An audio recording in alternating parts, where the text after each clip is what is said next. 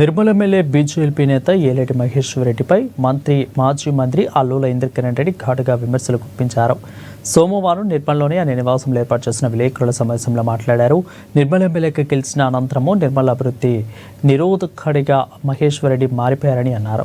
గతంలో మంజూరైన medical, nursing కాలేజీల నిర్వహణలను బీజేపీ నేత మహేశ్వర్ రెడ్డి అడ్డుకుంటున్నారని ధ్వజమెత్తారు. కాంట్రాక్టర్లను కమిషనర్ల పేరుతో వేధిస్తూ పనులను జరగకుండా చూస్తున్నారని ఆరోపించారు.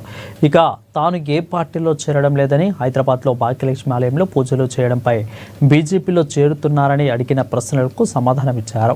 ఇక అదేవిధంగా రాబోయే 2 సంవత్సరాలలో రాజకీయాల్లో పెనుమార్పులు సంభవించే అవకాశం ఉందని తెలిపారు. రాబోయే రోజుల్లో కులగణన నిర్వహించే అవకాశం ఉందనడంతో రిజర్వేషన్లను మారిపోయే ఆస్కారం ఉందని అన్నారు. తనకు ఎమ్మెల్యే, ఎంపీ పదవులపై ఆశ లేదని, 7 సార్లు సేవ చేసే భాగ్యం కల్పించిన ప్రజలకు కృతజ్ఞతలు తెలిపారు. జియో ఎంఎస్ నంబరు 100 కింద హెల్త్ అండ్ ఫ్యామిలీ వెల్ఫేర్ డిపార్ట్మెంట్లో అప్పుడు మనకు మంజూరు ఇవ్వడం జరిగింది. ఆ డేట్ 9/8/2022 సంవత్సరంలో. తర్వాత టెక్నికల్ శాంక్షన్ మనకు వచ్చింది 24/7/2023లో టెక్నికల్ శాంక్షన్ ఇచ్చింది. ఎంత మొత్తం project cost 169,20,00,000, 169.20. R&B department agency ద్వారా తీసుకున్న కాంట్రాక్టరు 130 కోట్లు. మిగతా 29 కోట్లేమో Telangana government state medical infrastructure development కార్పొరేషన్కు 14.21, 25.21, 39 కోట్ల రూపాయల చిల్లర ఆ డిపార్ట్మెంట్కి ఇచ్చింది.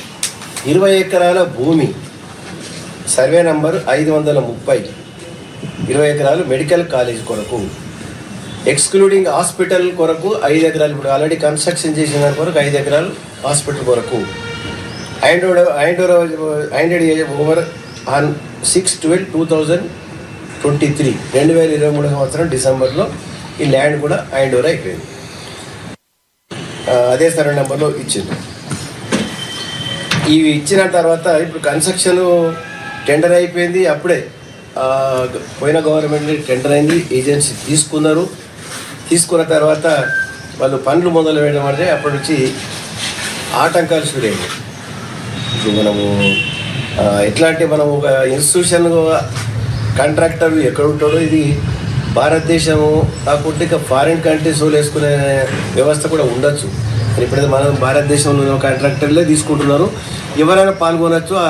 ఆ టెండర్ నోటిఫికేషన్లు ఇచ్చినట్టు స్పెసిఫికేషన్స్ ఎలిజిబుల్ అయితే ఎవరైనా పార్టిసిపేషన్ చేయొచ్చు.